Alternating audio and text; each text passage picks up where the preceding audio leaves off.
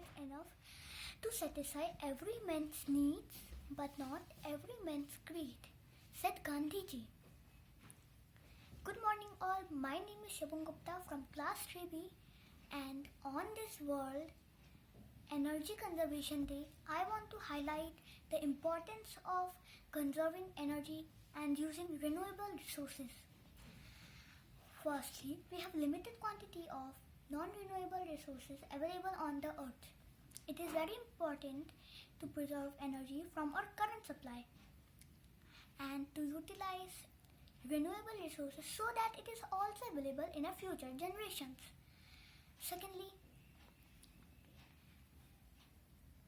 reducing energy emits less carbon dioxide into the atmosphere, hence saving environment.